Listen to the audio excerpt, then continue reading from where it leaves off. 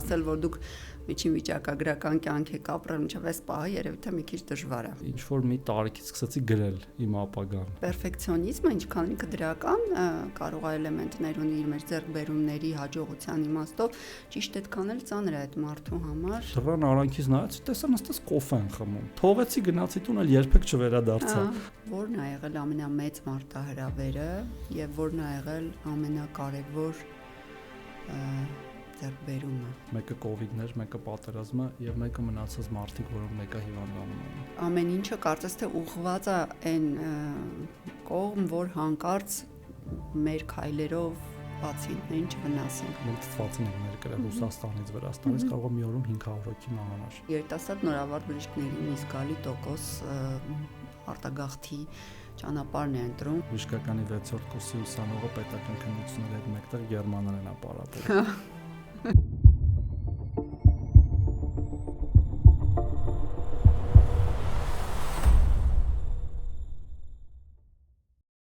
Սիրելի բարեկամներ,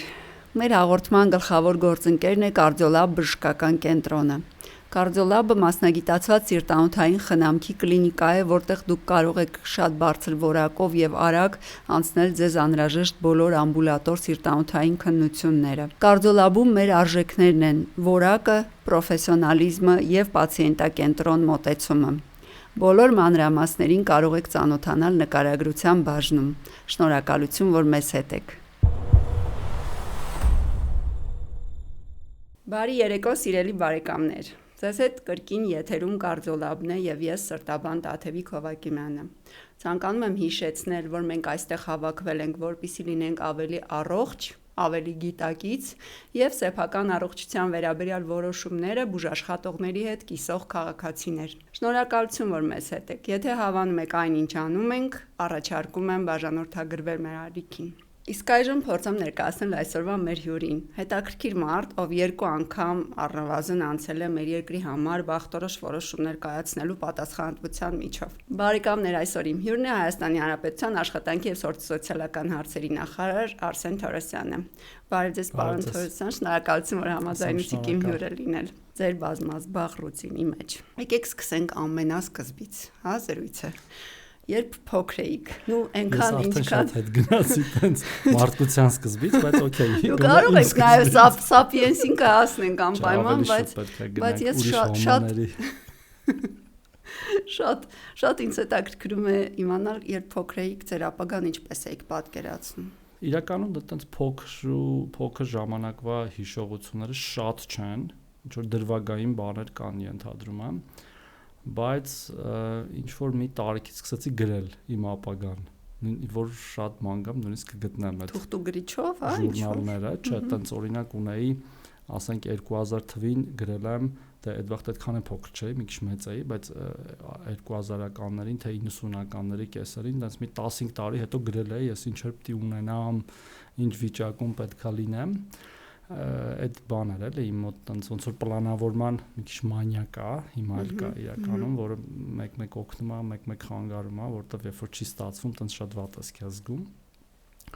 Բայց եթե շատ փոքր գնամ, երևի սովորական բոլոր երեխաների պես էլի, որ ուզեցել են ինչ-որ տես կարևոր մարդիկ դառնան, մասնագետ, թե բժիշկ դառնալս էլ տեղից է եկել իրականում։ Տատիկս ինչ-որ մի պահ հիվանդացել էր, ոչ լուրջ բան էլի, ասենք օրինակ, ընթացիկ մի հիվանդություն, ու տենց իմ մոտ 2 տարեկանից ինքն էր ինձ մեծացնում այդ փուլում, որտեղ մամաս սովորում էր համալսարանում, տենց իդեա ֆիքս էր եղել, որ ես պիտի մեծանամ, բժիշկ դառնամ, որ տատիկից բուժեմ, ու տենց ոչ մեկ ինձ հետ չպահեց այդ մտքից, ինչ մեծանալս։ Եվ դա այդպես էլ տեղի ունեցավ։ Հետաքրքրական է, ես իմ մանկությունն որ հիշում եմ, ես էլ եմ տատիկի պատճառով դարձել, իհարկե ինքը սիրտանոթային լուրջ խնդիր ուներ եւ ի վերջո սրտային անբավարարությունից գնաց, բայց ոնց որ դա այդպես ա եղել, բայց ես ավելի շատ կուզեի իմանալ ոչ թե մասնագիտական պատկերացումը, այլ ձեր դերը ոնց որ մեր հասարակության մեջ եւ ընդհանրապես մոլորակի վրա դա ինչպես եք պատկերացրել։ Դե գիտեք, այդ շատ փոքր ժամանակ ասացի, տենց որպես ինչպես բոլոր երեխաները երևի առօրյայով, չգիտեմ, ամառները գնալ տատիկի տուն հանգստանալ, ձմեռները գնալ ինչ որ տենց զվարճալի բաներ ունենալ սովետական միության ժամանակ, չգիտեմ, արևելյան եվրոպական խաղալիքներ ունենալ, այդ էր, տենց այդ մեր երջանկություններ, ալի, ասենք, չգիտեմ, արևելյան Եվրոպայից, դե ասենք օրինակ, բան, գերմանական ինչ որ մի բան։ Ես Պրիբալտիկայից տիկնիկ ունեի, որը շատ է սիրում, հիշում եմ։ Լեհական ինչ որ մի բան, հետո դե մեծացանք ծանր տարիներ, իհարկե։ Այդ կարծում եմ մեր սերնդին բնորոշ բան է, մութ, ցուրտ, պատերազմ, մի կողմից էլ լավ ինչ որ հիշողություններ ունեմ այդ տարիների հետ ու այդ տարիներին ես չեմ ֆիքսը, թե ես տենց երկարատև ինչպես եմ ինձ պատկերացրել, որովհետև իրոք առօրյայով էինք ապրում, բայց հետաքրքիր էր, ինչքան էլ որ դժվար էր։ Ես այդ տարիներին փաստացի եղել եմ տենց 10-ից 15 տարեկանի արանքում, բոլորս հավաքվում էինք պապիկի տանը, դա մեր տունն էր, էլի, ես պապիկիս հետ եմ հորական մեծացել, բոլոր թորները գալիս են ու տեն շատ հետաքրքիր էր, բայց ձևավորմանս զուգընթաց երևի էլի իրականում տենց բաներ չեմ ունեցել, ամբիցիաներ ինչ որ տենց կարևոր դեր զբաղեցնելու, ավելի շատ մտածել եմ, որ ինչ մասնագետ դառնամ, ինչ կյանք դասավորեմ, միգուցե օգտակար լինեմ, բայց անպագորգոր բաներ հաստատ չեմ ունեցել ու ես ճիշտն ասած մի քիչ տենց բան եմ, էլի տենց կասկածանքով եմ վերաբերվում, որ տենց մարդիկ տենց փոքրուց ուզում են աշխարհ փրկած լինեն կամ ինչ որ բան ես մեծանալու եմ եւ փրկեմ այսիշ բանը կամ ես մեծանալու եմ անպայման մի հատ տենց գյուտ եմ անելու, որ հազարավոր մարդկանց կյանք է փրկում, սովորաբար դա լինում է չպլանավորած, էլի իմ տպավորությամբ։ Ավելի պրագմատիկ։ Հա, տենց սովորական միջին վիճակագրական երեխա եւ միջին վիճակագրական մարդ։ Ճակատագիրն է բերում այդ պայերը, ինչքան հասկանում եմ, որ շրջադարձային են դառնում, որովհետեւ ասել, որ դուք միջին վիճակագրական կյանք եք ապրել մինչև այս պահը, երևի թե մի քիչ դժվար է։ Գոնե մեր երկրի մասշտաբները հաշվի առնելով։ Գիտեք, ես չէի ասի, որ տենց չի, որովհետեւ մենք պետքա մի քիչ այդ սակրալիզացիայի բանից դուրս գանք, էլի, ասենք պաշտոնյաների կամ թեկուս ինչ-որ կարևոր որոշում կայացնող մարդկանց, որտեվ տենց ճիշտ չի վերաբերվել իրենց, որտեվ երբ որ դու տենց ես իրենց վերաբերվում, ինչ-որ տաբուներ են անընդհատ առաջանում, որ իրենց պետք չի կարելի կպնել, իրենց չի կարելի քննադատել, իրանք ինչ-որ կարևոր են ավելի բան, ես տենց չեմ կարծում։ Հա, իհարկե իմ որոշումից կարող է ինչ-որ շատ բաներ կախված, բայց ինքս ինձ ես չպետք է այդքան լուրջ վերաբերվեմ, որ տենց ես դեմք եմ էլի մոտավորապես։ Ընդհանրապես միանգամայն համաձայն եմ, որ բոլորս պիտի ոնց որ մի քիչ խուսափենք։ Հա, այդ լավ չի ընկալվում թե սովորական մարդկանց կողմից, թե մեր մեջ ասած ինքդ քեզ էլ ես հետո սկսում վատ վերաբերվել ու խնդիրներ ես ունենում տենց հոգեբանական, բայց ես մի բան հիշեցի, որ երևի արժի որ կիսվեմ, ես տենց փոքրուց բան եմ եղել, ըմբոստ եմ եղել ու Չէ Գևարա։ Հա, ու չէ, մի հատ առիթով ինչ որ ես վերջերս մի հատ, չգիտեմ, ինչ հանդիպման էի, հա, մեր ներքին թիմային հանդիպում էր, ես փոքրուց ամեն ինչը ընդդիմացել եմ, ասենք, չգիտեմ, փոքր ժամանակ ծնողներիս եմ ընդդիմացել, մի անգամ այդ պատմություն կա, բոլորին պատմում եմ, ոնց որ իմ մոտս տպավորվել է, որ միգուցե դա խնդրեմ է, որ ես տենց եմ, էլի։ Հետո նույնիսկ հետո մի երկու բան էլ արագ պատմեմ, մանկ բանի է գնում Դաշնամուրի։ Դա տենց շատ երեխաներին ծնողները տանում են Դաշնամուրի։ Այո, ծնված է, դրա համար ինձ հատուկ նկարչության տարան իմ ծնողներն էլ եմ ոստի։ Ու տենց որ ասեմ, ես տաղանդ ունեմ, լսողություն, բացարձակ չունեմ, բայց տենց որ բոլորին տանում են, ինձ էլ էին տանում, ես տենց գնում էի, տունը Դաշնամուր կար, տենց Բելարուս, եթե չեմ սխալվում։ Ու դից մի օր գնացի հասա մեր տնից երևի մի կիլոմետր հեռու ոտքով գնում էի, էլի, այդ տարիներին էլի։ Գնացի հասա Դաշնամուրի այդ երաժշտական դպրոց, իմ ժամին բան տենց ես պարտաճանաչեմ, նույնիսկ շուտ եմ գնում հիմնականում, ու դից դասատուս ինձ չընդունեց, ասաց սպասի, ու դից մի 10 րոպե, 15 րոպե սպասի,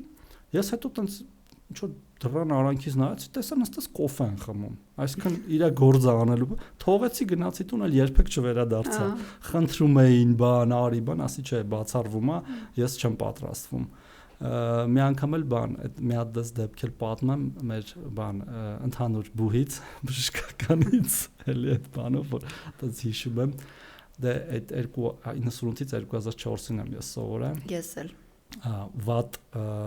չէր, բայց 5000 դրամ թոշակ էին տալի, գերազանցիկներին 6000։ Նույն օրը վերջանում էր։ Հիշում եմ։ Բայց ամիսներով չէին տալիս։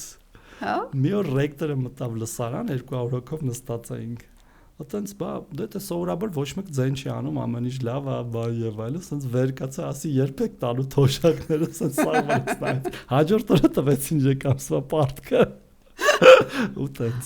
Հա։ Ուտենց հետո եղավ, ինչ եղավ։ 6000 էր թե 5։ 1-1-6-1-1-5, մի երկու անգամ տենց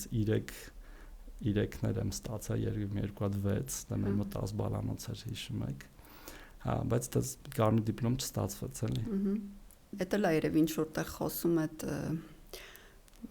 մեծ բաների նույնականացնելու երևույթի մասին, էլի, որովհետև պերֆեկցիոնիզմը ինչքան ինքը դրական կարող է էլեմենտներ ունի իր մեր ձեռքբերումների հաջողության իմաստով, ճիշտ այդքան էլ ծանր է այդ մարդու համար, ով դա կրում է։ Ես իրականում ինձ համարում եմ, շատերն են ինձ համարում պերֆեկցիոնիստ, բայց ես դա ավելի վատ բանով եմ էլի նայում, այսինքն ես պերֆեկցիոնիզմը չէի կապի իրականում այդ տենց ինչ որ պաթետիկ ամբիցիաների հետ, հա, որ տենց ես դեմք եմ եւ այլն։ Նույնիսկ առօրյայում, ասենք հիմա օրինակ եթե ես բաժակը սենց դրած լներ, ես կոնկրետ կնյարդայնանայի, անպայման կդնեի մեջտեղ։ Ինչի՞ց է դա գալիս։ Չգիտեմ։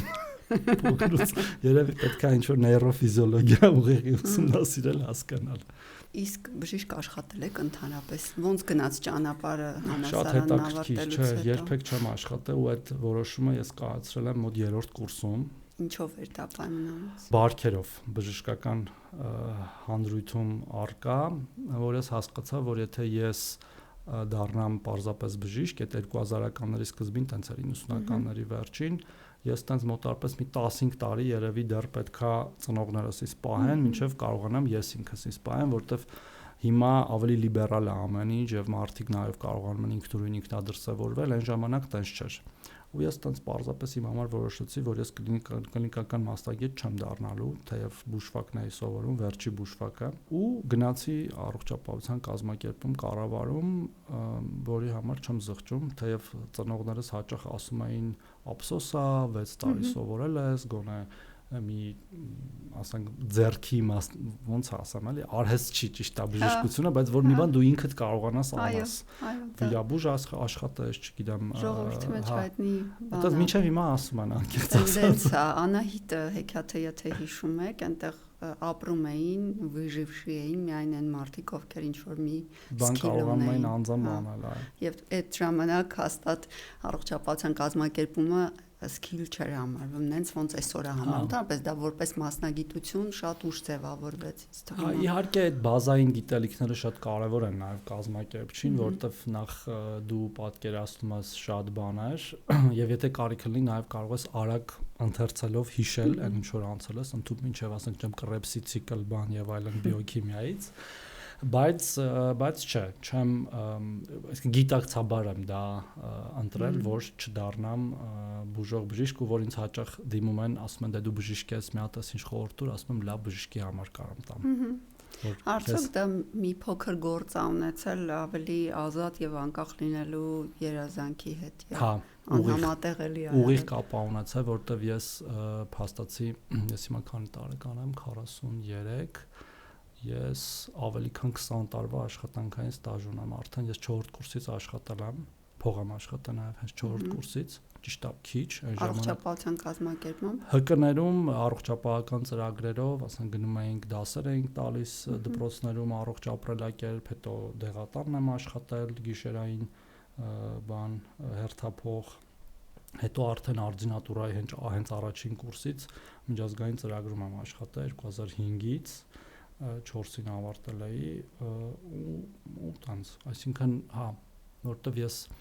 միանգամից ինքնաբավ եմ եղել բուհից հետո, ինչը շատ դժվար կներ, եթե ես օրինակ գնայի վիրաբուժության կլինիկական օրդինատուրա եւ միգուցե ես հիմա նոր կարողանայի ինքնաբավ լինել։ Արդյոք արժի իմաստունի բժշկության այդ հիերարխիականությունը ինչ որ ձևով փոխել։ Եվ ոնց է աշխարհում ընդհանրապես դա տեղի ունենում եւ բժշկությունը իմ կարծիքով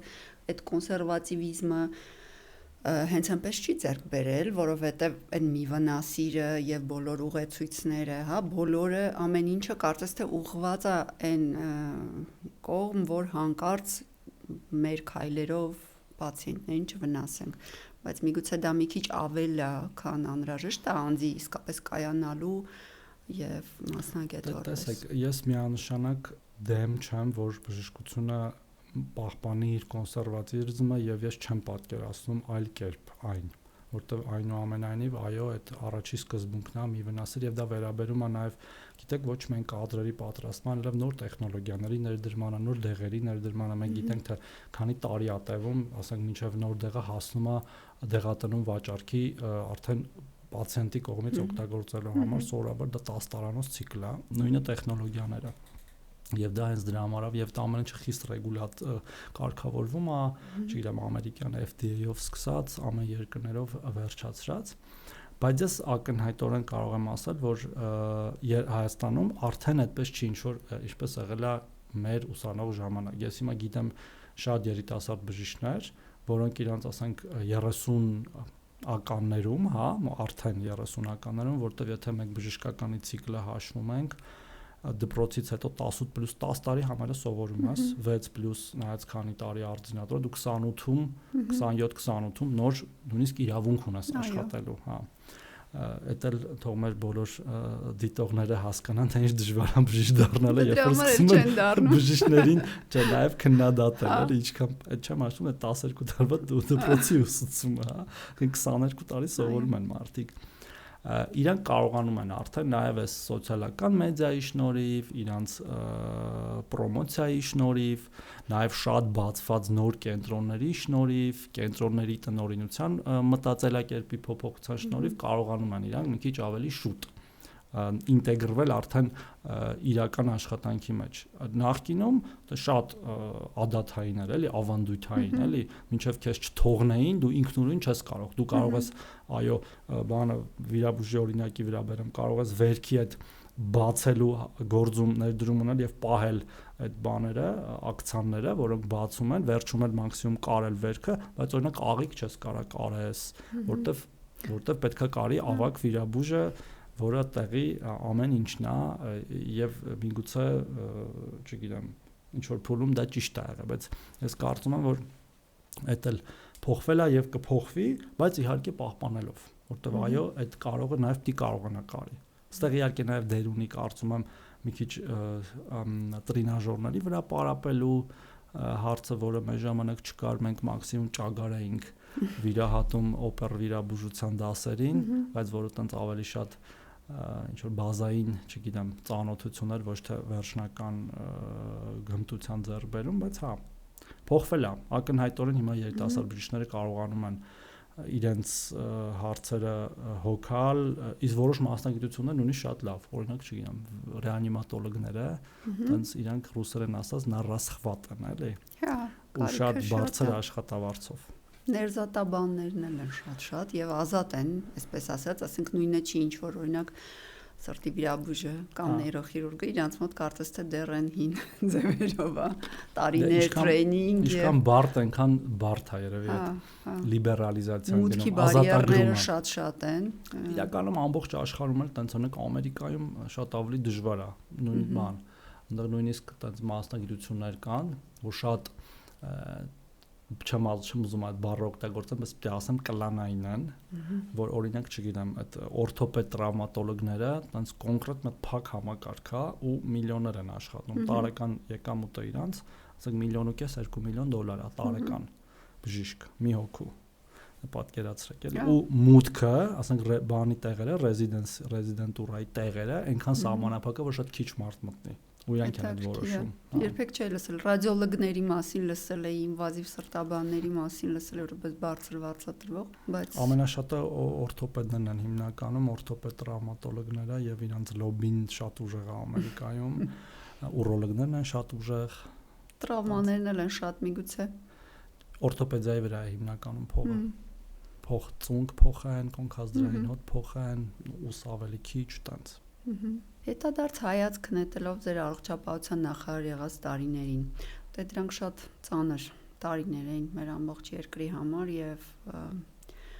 վտանգալից եւ ստրեսային։ Որն է եղել ամենամեծ մարտահրավերը եւ որն է եղել ամենակարևոր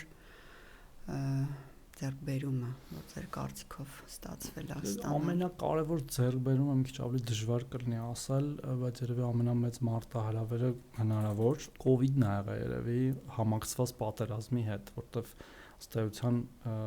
ես շատ եմ սա ասել, հիմա էլ կասեմ, մենք 3 ֆրոնտով էինք աշխատում, մեկը COVID-ն էր, մեկը պատերազմը եւ մեկը մնացած մարդիկ, որոնք մեկը հիվանդանում էին։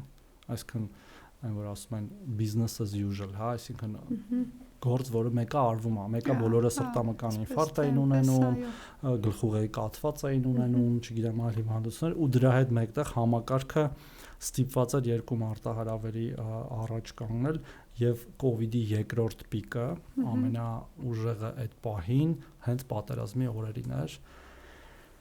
Հա, հիմա շատ բան մանրամասներ ջնջվել է, նաև ենթադրում եմ, այդպես պաշտպանական մեխանիզմներ ունի, չէ՞, մեր ուղեղը ջնջում է ահագին բաներ, բայց շատ դժվար է եղել, օրեր ա եղել, որ այդպես մազի վրա ենք դուրս եկել։ Օրինակ թթվածնի պակասի պատճառով COVID-ի հիվանդանոցները, որ ոչ մեկի մտքով չէր անցնի, որ թթվածինը, որ հիմա մեր շուրջը ինչքան ուզես կա, պարզապես 20%-անոց խառնուրդով մեզ 95-99% խառնուրդ էր պետք, ինքը այդքան խնդրեմ էր եւ կարող է մի օրում տենց օրեր եղել են, անկեղծ ասեմ, ես հիմա տենց կարամ հանգիստ պատմեմ, որ եթե մի հատ սարք փչանար, մի հատ հիվանդանոցի թթվածին արտադրող կամ մի հատ ներկրվող հեղուկ թթվածին ուշացներ Երևան, որ մենք թթվածին ենք ներկրել Ռուսաստանից, Վրաստանից, կարող է մի օրում 500 հոգի մահանար։ 500 հոգի մի անգամից, որտեղ պարզապես իրանց թթվածին էր պետք, որը չէր լինելու։ Այդ է եղել ամենամեծ մարտավերը եւ նաեւ մեզ փաստացի ահագին հետաքցե մեր բարեփոխումներից տարբեր, որ մենք 18-ից սկսեցինք, 19-ին ամենապիկն էր ամեն ինչի, այն ինչ որ ես հասցրել եմ ըստ էության անել,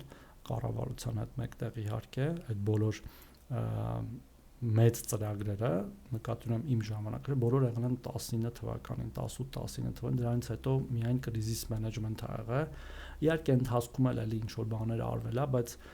պլանավորված բաների պարզապես մեկնարկը ա եղել, որ էլի 19-ին ենք պլանավորել։ Ես դրանցից մեկը կուզենայի նշել որպես ձեռքբերում, որ մենք սրտաբաններս մեր մաշկի վրա զգացինք,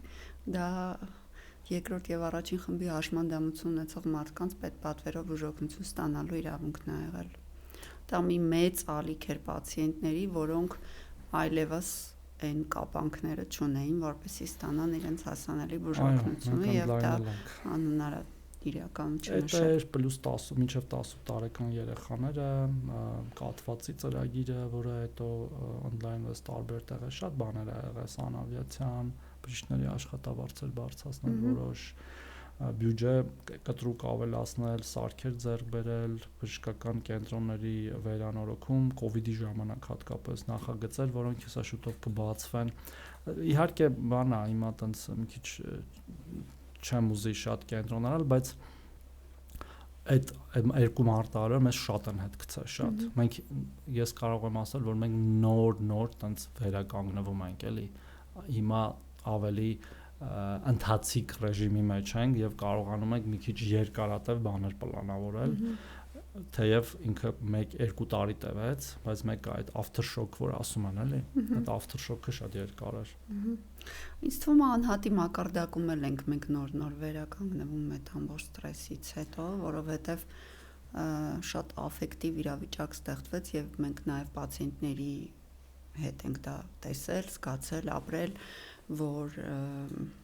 ամբողջ այդ post-տրավմատիկ ստրեսի համախտանիշը շատ երկար ուղեկցել։ Հիմա նոր մարդիկ սկսել են մտածել, այսպես ոչ թե emergency կարգավիճակում ցակող հարցերը լուծելու, այլ իրենց առողջությունը մի քիչ խթանելու ուղղությամբ, կանխարգելիչ բժշկությունը աճեցնելու, զարգացնելու ուղղությամբ։ Իդեպ դա տենց է երևի բոլոր ոլորտներում, ոչ միայն առողջապահության, որտեվ այո, առողջությունն էլ է կարևոր, բայց երկարատև պլանավորումը հիմնականում գալիս է այն ժամանակ, երբ որ դու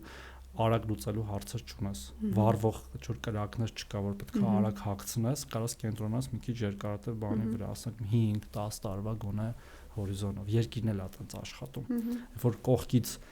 տենց ամեն օր կրակա վարվում, դու ունես իհարկե թղթերի մեջ գրած է, դու պետք է ինչ անես 5-10 տարի հետո տենց թղթեր ես սարքում, բայց դրանք կարևոր չեն, որովհետև դու ամեն օր կրակ ես հանգցնում։ Այսօրվա աշխարհում շատ արագ է փոխվում։ Շատ դժվար է 5 տարվա ստրատեգիա պլանավորել, ես պատկերացնում եմ։ Այ մի հարցի անդրադառնանք, որ ավելի ձեր ներկայիս դերի հետ առնչություն ունի, հա։ Ցավով պետքա նշեմ, որ երիտասարդ նորավարտ բժիշկների մի զգալի տոկոս արտագաղթի ճանապարհն է ընտրում, քանի որ այլևս ի վիճակի չեն ոնց որ այդ երկարաժամկետ ուսուցման եւ կայանալու, մեր երկրում կայանալու իրենց ոնց որ բեռը վերցնեն ու տանեն։ Ինչ կարելի է անել դրա դեմ եւ ինչ ձևով կարելի է այդ հարցը փորձել փոքրի շատ է կարգավորել։ Ես շատ անկեղծ դիլնամ այս հարցում, որը միգուցե մեր շատ գործընկերների դուրս չգա, բայց ես չեմ կարող դա չասեմ։ Մենք բժիշկների ավելցուկ ունենք երկրում։ Մենք չպետք է ունենանք այդքան հավարտող բժիշկ, որովհետև սրտաբանները հաստատ բոլոր մասնագիտություններով գրեթե ու շատ քիչ մասնագիտություններ կան, որը պակասորդ ունենք, դրանք էլ հիմնականում ոչ եկամտաբեր մասնագիտություններ, օրինակ հոգեբուժների պակաս ունենք, մանկական հոգեբուժ գրեթե չունենք, դատական բժիշկ չունենք եւ այդպես, բայց իրանք բան չեն, ռենտաբելնի չեն իրանց բնույթով, երկուսն էլ հիմնականում պետական հոգացության ներքո են, ու ես կոնկրետ երկու օրինակն եմ բերում, բայց էլի կան։ Եվ նույնը վերաբերում է բուժքույրերին, բժիշկներին, միգուցե այլ ոլորտներում էլ կան, ես մասով պարզապես շատ գիտեմ, ինֆորմացիա շատ ունեմ։ Եվ երբ որ իմ գոլեգան կամ մեր գոլեգաները ավարտում են, ասում են ես գործ չունեմ, դու իրեն չես կարող ասել, գիտես, իսկ ինչ ես, դու բժշկական ընդունվե եւ ավարտե։ Դու չգիտես, որ Հայաստանում այդքան բժշկի կարիք չկա։ Գնայիր, ասենք, ուրիշ մասնագետ դառնայիր, որտեղ տենց մի քիչ վիրավորական է, որտեղ ասում են դա այդ մարդը այդքան սովորել է, չարչարվել է եւ այլն։ Եվ արտագաղթի հիմնական պատճառներից մեկը է դա, անկեղծ պետք է ասեմ։ Երկրորդը երևի աշխատավարձերի որոշ մասնագիտության բժիշկների աշխատավարձերի ցածր լինելն է, որը ընդհանուր երկրի զարգացմանը զուգընթաց իհարկե կբարձրանա, բայց նաև մեր բարեփոխումներն էլ պետք է նպաստեն, որ բարձրանա։ Օրինակ նույն ապահովագրության ներդրումը, պետպատվերի գների բարձրացումը, որը ինչ որ չափով արվել է եւ արվում է եւ ապահովագրությունն էլ հույս ունեմ մյուս տարվանից փուլային կներդրվի։ Մեր կողմից ինչ որ տարածքային համաչափ զարգացման ինչ որ գործիքներ կիրառել է, որ օրինակ, չասեմ, Վարդենիսում աշխատող բժիշկը մի քիչ իրան շատ տարբեր չզգա Երևանում աշխատողից կամ լավ Աբովյանում աշխատող բժիշկից, որը շատ դժվար է իրականում, որտեվ մարդիկ իրականում շատ մոբիլ են, դու չես կարող պարտադրաբար իրեն պահել, հա, այնտեղ ինչ որ բաներ առաջարկես, բայց մենակ աշխատավարձն քիչ է։ Իսկ հիմա օրինակ Վարդենիսում որպեսզի մարդ ապրի, էլի մեր երկիրն է եւ այլն, իրեն նաեւ այլ ենթակառուցվածքներ են պետք, իրեն պետքա որ իր դպրոցը երեխայի լավը լինի, մանկապարտեզ լինի, միգուցե նաեւ սրճարանը լինի, մի հատ որ իր գունները կարա գնա, այլապես ինքը չի գնալու չի ապրի, կարող է գնա գա շաբաթը մի անգամ, բայց չի գնալու ապրի, այդպիսի բաներ էլ է պետք անել, որ նորավարտները կարողանան գոնե այդ տեղերում աշխատեն, իհարկե կա ծրագիր է, կա նպատակային կլինիկական օրդինատուրայի, որ օրդինատուրայի վարձ տալիս ենք, հետո ուղեգրում ենք, բայց այդտեղ է մի ուրիշ ոնց ասեմ, նոնսենս չասեմ, բայց հիմա հիմիկվա որոշ դեպքերում աշխատողների աշխատավարձը այնքան բարձր է բժիշկների, որ այդ օրդինատուրայի տված փողը իրանք պատրաստ են հետ տալ ու չգնալ չաշխատել այդ տեղերում։ Իսկ օրդինատուրան 1 միլիոն է, ենթադրենք բժշկականի, հա, 2 տարվա օրդինատուրան 2 միլիոն է, ինքը եկել սովորել է, այդ 2 միլիոնը պետությունն է իր փոխարեն տվել եւ ասել է որ 5 տարի ես քեզ պիտի գործ ուղեմ ցանկացած տեղ աշխատելու, այդ մարդը գալիս է այդ 2 միլիոնը հետա տալիս, գնում է իր համար ուրիշ տեղ աշխատում է, որտեղ արդեն ինքը կարողանում է ամիսը 500,000 դրամ փող աշխատել եւ մի քանի ամսում այդ փողը փակել։ Խնդիրները շատ են ընդհանրապես այդ առողջապահության մեջ աշխատուժի, բայց միգրացիան ընդհանուր իհարկե կա, էմիգրացիան բոլոր մասնագիտությունները բժիշկներն են, բայց ես կարծում եմ սպეციფიկ այնուամենայնիվ եւ կոնկրետ ուղղություններ ունի։ Գերմանիան, Ամերիկան դեռ կա,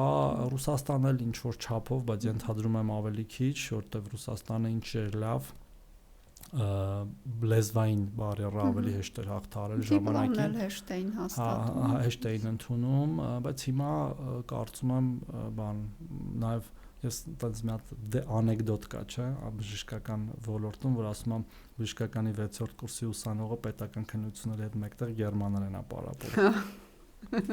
Շատ հեռու չի։ Երևի ցավոք սրտի իրականություն։ Բայց այդ էլ գիտեք մի կողմից վատ է, բայց մյուս կողմից է գիտեք աշխարհն է տենց։ Իմ գերմանացի բժիշկներն Ամերիկա են գնում աշխատելու։ Կամ Շվեյցարիա, այնտեղ աշխատող։ Ամերիկան դեմանն է, բժիշկների համար դրախտ։ Թևն։ Զարմանալի է։ Ես միշտ դրա վրա զարմացել եմ, որովհետև այո, միգուցե աշխատավարձը բարձր է, բայց տանջանքն էլ շատ բարձր է։ Չէ, ասի, ամերիկան տարօրինակ կերպով, ամերիկյան առողջապահությունը շատ տարօրինակ է, շատ։ Աշխարհի ամենաթանկ, աշխարհի ամենածախսատար, հնայից համարյա 20% փող են ծախսում առողջապահության վրա, բայց ռեզուլտատները տենց, ինչ ասեմ, միջին ռեզուլտատներ են, հա։ Ու այդ փողի մի զգալի մասը գնում է բժիշկներին, ինչը բնական է, բայց անբնական շատ է երբեմն։ Այդ չէ կարծում որ պատճառը այնտեղ inequality բառը չգիտեմ ոնց անհավասարություններն է, այսինքն շատ տարբեր է էլի Ամերիկան, Ամերիկա ենք ասում, բայց իրականում դա շատ տարբեր է, բայց բժիշկները շատ են ստանում ամեն տեղ։ Գիտեք, այնտեղ դան կա, նույնիսկ հիմա չգիտեմ, այս ոդքասթը սա բժշկության մասի ստացվեց, moonlighting գաղափար կա, գիշերային հերթափոխերով բժիշկները, ասենք, Ալյասկա ինչ որ քաղաք կարան գնան moonlighting-ի, մի շաբաթ գնան աշխատեն, իրանց կես տարվա փողը աշխատեն այդ մի շաբաթում, որտեղ բժիշկ չկա ընդհանրապես, ու իրանց պետք է բժիշկ, ու ասենք կարող է շաբաթը մեկ մի նոր բժիշկ գնա այնտեղ Ամերիկայից հանկացած տեղից։ Եվ այդ մի օրվա համար ասենք իրան $10,000 փող տան, 10,000-ը քիչ եմ ասում, ավելի շատ։ Ու ինքը այդ մի շաբաթում մի 200,000 աշխատած հետ գա օրինակ։ Հետաքրքիր է։ Եվս մի կարևոր հարց, որը ծագում է այստեղից էլի ամեն դեպքում, անհավասարություններից խոսեցինք, այն կարծիք եք սեռային անհավասարության մասին մեր երկրում։ Ընդհանրապես եւ մասնավորապես առողջապահության ոլորտում։ Իսկ առողջապահության մեջ ամենա երևի լավ վիճակում են, Ես մի անգամ կներեք մի հատ բան էի նայում, մի հատ տեսանյութ էի նայում, որ հիմնարկների ղեկավարների հավաք էր։ Շատ քիչ էր եզակի, երկար մազերով։ Դա հիմա երկար մազերով արտադիշի։ Բայց շատ քիչ էր։ Նայեք, այդ գլոբալ անհավասարությունը, որը պրոյեկտվում է նաև առողջապահության մեջ, այսինքն կանայք իհարկե խնդիր չունեն սովորելու եւ ենթադրում եմ բժշկականի ուսանողների մեծ մասը կանայք են։ Այո, այդ ցածր մակարդակներում կակրաս կանայք շատ են։ Հետո են Եվ պակասում։ մենեջմենտի մեջ ավելի քիչ են եւ որոշ մասնագիտությունների մեջ են քիչ, դա ավանդաբար ենթադրում եմ ամբողջ աշխարհում էլ տենց ասենք վիրաբույժների մեջ քիչ են, հա, կանայք Չնայած հիմա օրինակ քիթկոկորտի մեջ շատ են, պլաստիկի մեջ շատ են, աչքի վիրահատությունների, բայց խոռոչային վիրահատությունների մեջ քիչ են, հա, աբդոմինալ, թորակալ, գանգուղեղային, բայց ղեկավար անձնակազմում այո քիչ են եւ դա ենթադրում եմ այդ ընդհանուր ստերեոտիպն է մեր, այսինքն հիմա եթե ուրիշ ոլորտների ղեկավար անձնակազմը նույն պատկերն է առնելու։ Հիմա եկեք ոչ բժշկական հաստատությունների տնօրենների հավաք անենք, էլի նույնն ալինելու, բայց ես կարծում եմ, որ փոխվում է թեկուզ դանդաղ,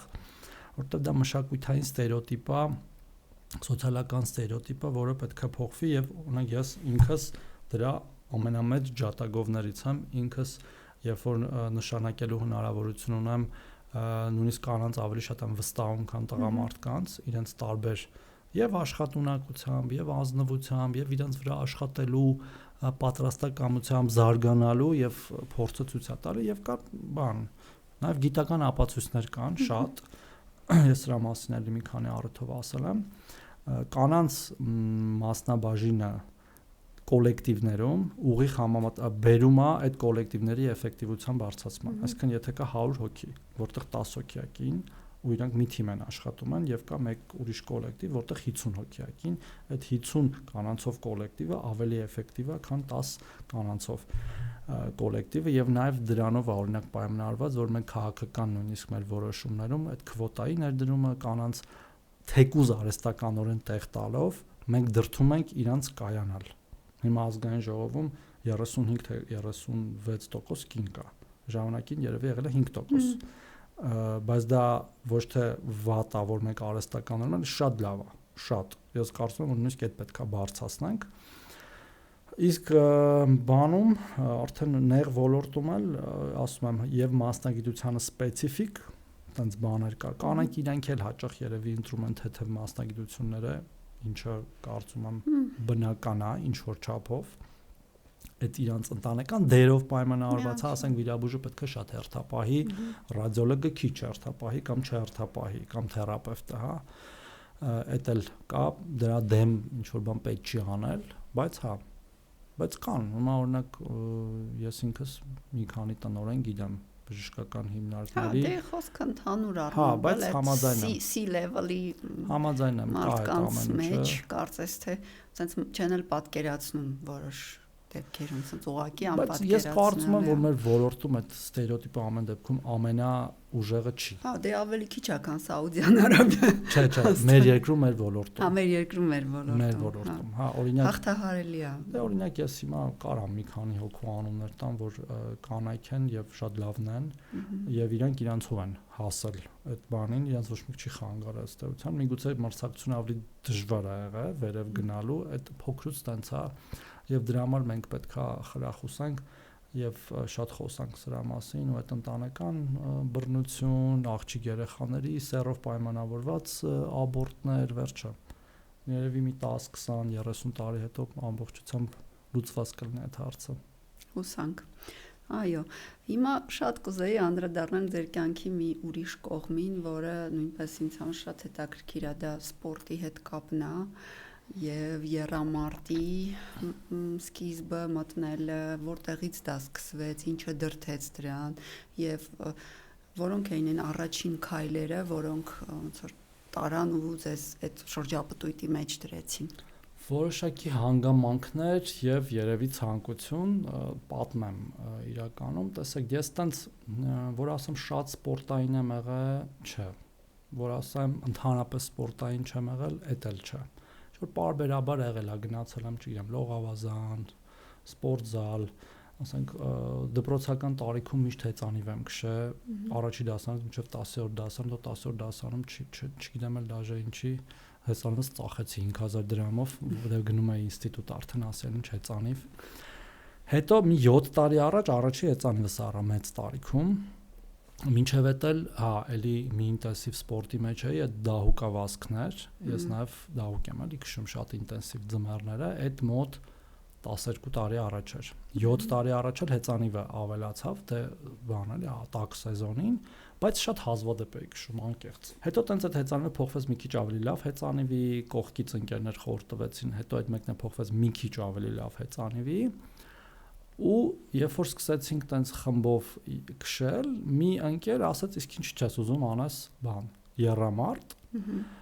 Ասացի, այդ որն է։ Դե ասաց լող, հեծանիվ, վազք ու կար այդ Սևիջով Սևանի half դիստանցիան, կես դիստանցիան անցյալ տարի սեպտեմբերին։ Ու ինձ այդ առաջարկ եղել է հունիսին։ Վազելը հեշտ ստացվեց։ Վազելը ամենաթույլ կողմերին, թեև լողն էլ շատ ուժեղ չէր։ Ես վախենում եմ, որ ծնկների խնդրեմ կարող է ունենամ, որտեղ բան է, մի տրավմա է ունեցել դահուկային ու այս կապանները որոշ վնասվել էին, խաչաձևներ որներ, թե կոլատերալները չեմ հիշում։ Ու ասացի, բայց ինձ կարող է չի կարելի բան եղել, սկսեցի փորձեցի վազել, ստացվեց ու ուղիղ 2 ամիս ինտենսիվ պարապեցի եւ այդ half դիստանցիան արեցի ու հետո գնաց արդեն դա բանի պես, տենց կախվածության պես, բայց մինչև հետո մի ուրիշ հանգամանք էր եղել։ Ես շատ գիրացել էի մի բանում ժամանակահատվածում համարյա 100 կիլո էի դարձել, համարյա չէ 100 կիլո էի դարձել, հիմա օրինակ 78 եմ։ Ու տենց ինքս իմ համար հոգեբանորեն որոշեցի, որ սա անթույլատրելի է, պարզապես եւ ես պետք է նիհարեմ։ Եվ ես նիհարեցի եւ սպորտզալում եւ սննդով ու արդեն տենց լավ մարզավիճակում էի, էլի, սպորտ, հա, այսինքն ես եռամարտ չէի անում, բայց կարդիո բաներ էի անում, վարժություններ, ուժային վարժություններ, ու ոչ շատ ծանր էլի, այսինքն տենց body building բան չեմ արել, չեմ էլ պատրաստում։ Ու հետո գնաց, արդեն գրվեցի մի մարաթոնի, հետո երկրորդ մարաթոնի, հետո Ironman-ի, հետո ինքնուրույն Հայաստանի մեջ հեծանվավազքերի երկարատև, հեծանիվը իմ ամենաուժեղն է, անկեղծ ասում եմ, բայց վազքն էլ թույլ չի ու շարունակում եմ, այս տարի էլ դե ամբողջական Ironman արեցի շատ ծանր, բայց արեցի։ Դից համարում եմ, որ եթե ուզում ես առողջ մնալ,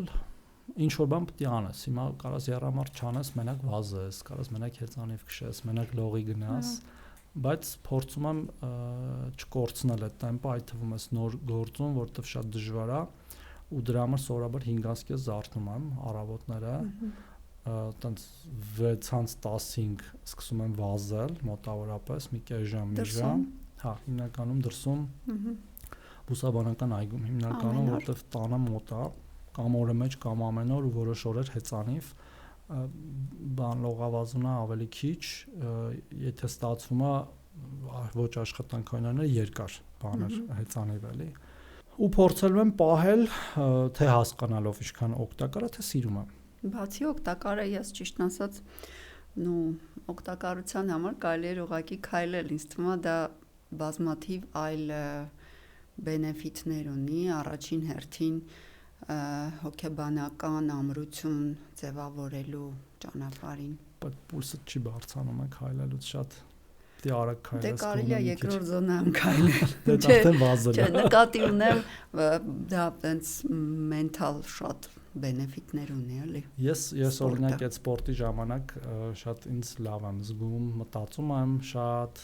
ցրվում ես, հեռախոսը ձեռքը չի, հա։ Ինչ որ առումով մեդիտացիայի նման մի բան է ստացվում, որը մաքրում է։ Իսկ հեծանիվով նաև երկիրն ես ճանաչում, որը իմ համար շատ հետաքրքիր է, այսինքն դիստանցիաներ ես անցնում, որի ժամանակ նոր բաներ ես բացահայտում։ Քայլել չես կարող այդքան, ասենք 100 կիլոմետր չես քայլի։ Մեքենայով շատ արագ ես անցնում, էլի չես տեսնում, համել խմբային, եթե անում եք այդ վազքերը կամ հեծանվա վազքերը խմբային, այդ նաև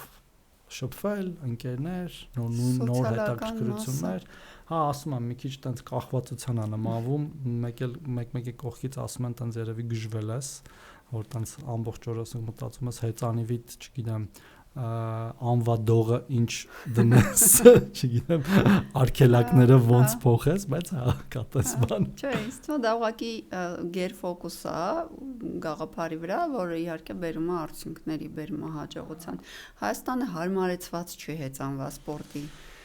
Ինչ անել։ Քաղաքը հարմարեցված չի, համաձայն եմ, Երևան կամ որևէ այլ քաղաք, բայց բանից դուրս, քաղաքից դուրս ճանապարհները շատ լավն են, միակ վտանգը երբեմն անկարգ ավտոմոբիլիստներն են, այո, դա էլ ավտոմոբիլով էլ այդ ռիսկը սպառնում։ Հա, մշակութային բան է, մենք պետք է մի քիչ ավելի հանդուրժող եւ դաստիարակված դառնանք, բայց ճանապարհները շատ լավն են, ես օրինակ իմ ծնունդը նշել եմ հեծանվա վազքով։ Այն ավազի վրա է քշում են կողնակ։ Հա, կողնակի եթե կա, եթե չկա, ճանապարհի մեջ ընդհանրապես հեծանվորդը համարվում է տրանսպորտային միջոց, ինքը կարող է ամբողջից զբաղացնի եւ մեքենաները պետք է դա բան անեն։ Ես ծնունդս նշել եմ այս տարի 43-ամյակս 350 կիլոմետր քշելով մի օրում Երևան, Սևան, Դիլիջան, Վանաձոր, Սպիտակ, Գյումրի, Թալին, Արմավիր, Երևան, դա մեծ կրուգ են կարել ու շատ քիչ տեղեր ա եղել, որ մի քիչ ճանապարհը վատ ա եղել, մի քիչ։ Մնացած տեղերը շատ լավ ա եղել ու շատ են քշում, նաև գիտեք, ասում են դժվար է սարձոր բան, չէ՞։ Բայց այդ շատ լավ է հեծանվորդների համար այդ բաները, այդ բարձությունները հաղթարելը, ինքը դիմակայունություն է, էլի անաերոբիկ բան է զարգացնում,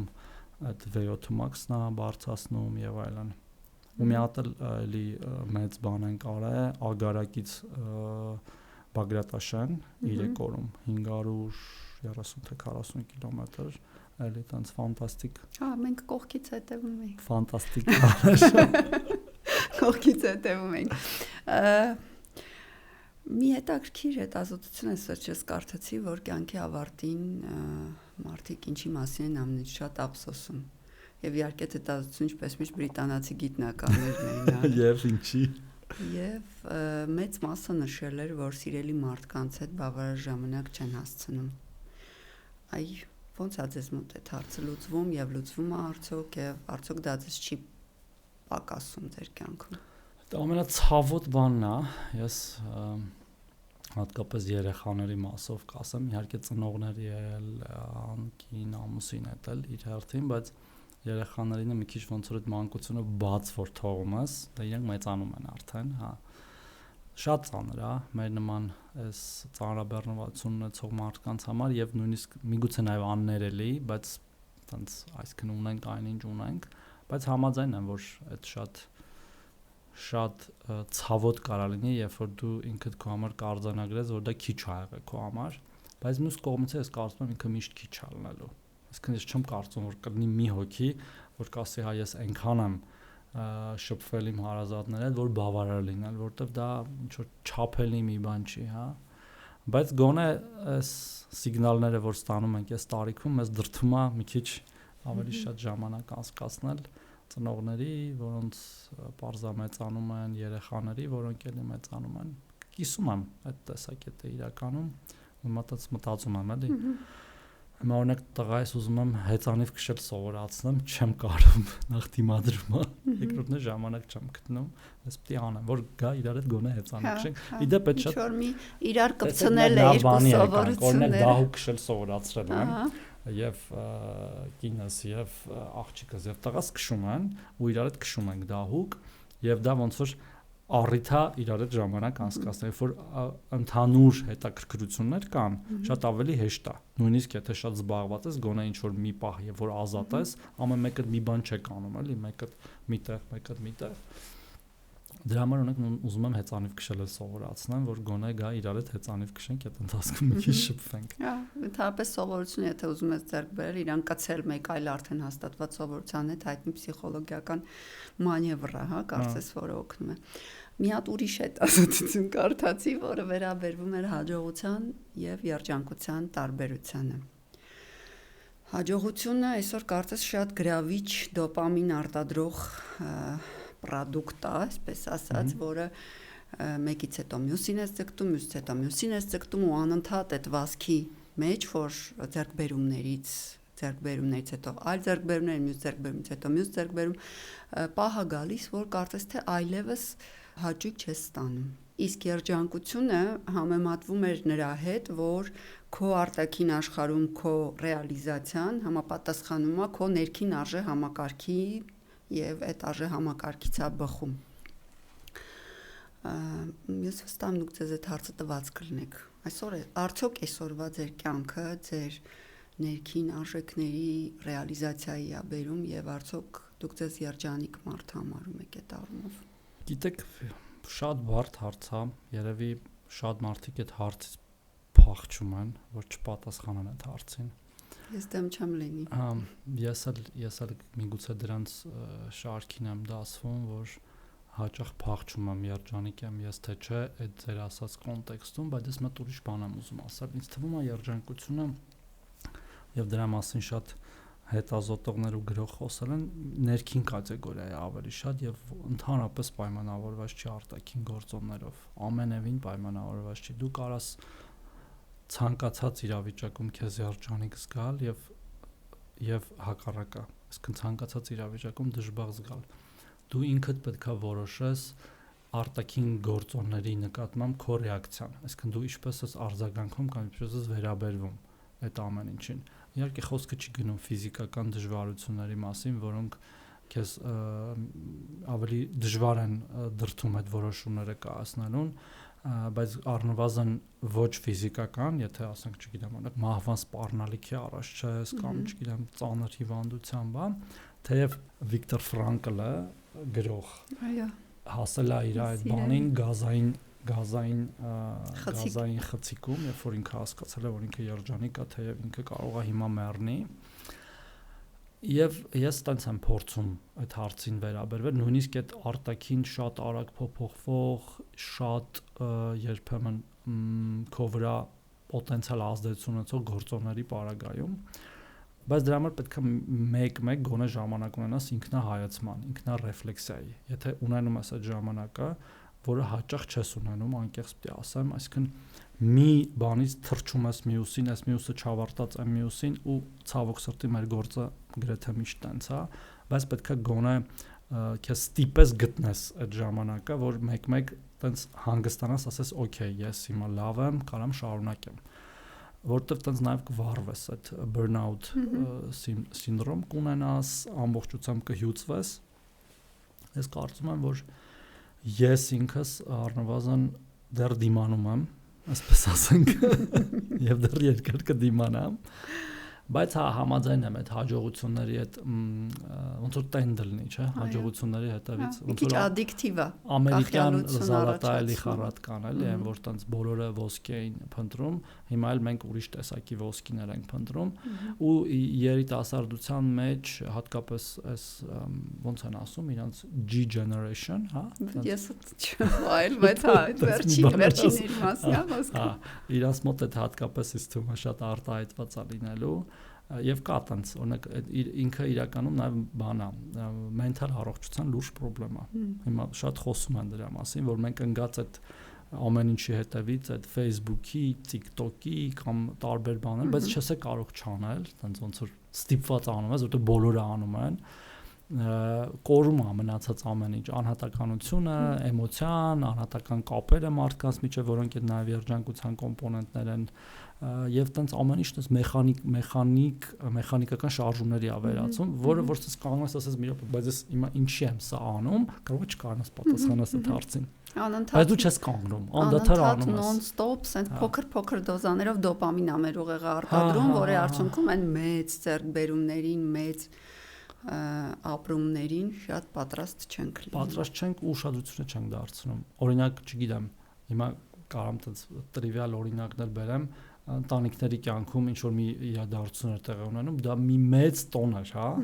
Ասենք նույնիսկ մարդիկ իրաց ծնունդները որ նշում էին, դες պատրաստվում էին, բայց հիմա դա սովորական է դառել այդ ամեն ինչը։ Կամ չգիտեմ, երեխա էր ծնվում, էլի տոն է, էլի բոլորը ուրախ են, բայց շատ սովորական է դառել այդ ամեն ինչը, որը գիտես երևի չես կարա հակառակը հետ չես կարա պատտես, չես կարա կերպ ապետ գտնել։ Չես կարա ոնց որ քեզ դուրս դնես այդ մեյնսթրիմից, էլի։ Հիմա օրինակ հեռախոս չես կարա չունենաս, բայց որ ունես արդեն մեջն ես վերջ, որտեվ կդառնաս քարի դարում քեզ կզգաս, էլի, կամ այս տեմպի մեջ, տեմպը կյանքն է արագացել, այդ իդեպ նաև դրանից է, կյանքը շատ արագացել է։ Հիմա ես ասել եմ, օրինակ ես իմ բանը նայում եմ, այս հեռախոսի կոնտակտ լիստը, ու ես բոլորին անձամբ ճանաչում եմ, էլի, ես ունեմ 1500 կոնտակտ իմ հեռախոսի մեջ։ Ասենք ես հիշում եմ իմ հորը, իմ տարիքում Այն բլոկնոտները։ Ես այդ ժամանակ ենթադրում եմ եղել եմ մի 10 տարեկան, հակա կարող է մի քիչ ավել։ Ինքը շփվում էր մի 5-6 հոգու հետ, օրական։ Գործի տեղ, ընկերներ, բան, ընտանիքյան, լավ թող 15-16 լինի։ Բայց հիմա մենք շփվում ենք օրական տասնյակ օրական մի օրվա մեջ։ Ես կարող օրական 50 տարբեր, 100 տարբեր մարդու հետ շփվեմ եւ չեմ կարող չշփվեմ։ Իհարկե գործի բնույթն էլ կապ ունի, բայց վստահ եմ շատ տեղեր է տենց։ Էլ հորիզոնական կապեր կոլեգաների հետ, էլ վերտիկալ կապեր ղեկավարություն եւ քեզնից կախված մարդիկ, էլ ընտանիք, էլ ընկերներ, վիրտուալ կապեր, վիրտուալն դա իր արդին, հա, ու պիտի բանա չխորտակվես էլ այդ ամեն ինչի մեջ։ Նաեւ դրա համար է երևի դու ստիպված տենց ինչ որ լիքը գործողություններ ես անում, որ մնաս բանի վրա, նապլավու ռուսերեն ասած հայերեն ոնց է մակերեսի վրա էլի, հոսքին։ Այսօր եւ այստեղ լինելը գնալով բարթանում է, բայց կարծում եմ այդ ինքնա հայաց կամ ներհայացքի պահերը, եթե ուրական գոնե մի կարճ ժամանակ վերցնեն, կկարողանան թերևս ահագին հարց լուծել։ Շնորհակալություն, որ մեզ հյուր եկաք, շատ հետաքրքիր, կարծում եմ խորը զրույց ունեցանք։ Բարեկամներ, այսօր Կարդիոլաբում մեր հյուրն էր Հայաստանի Հանրապետության աշխատանքի եւ սոցիալական հարցերի նախարար պարոն Արսեն Թորոսյանը։ Մնացեք մեզ հետ, կհանդիպենք, երբ հանդիպենք։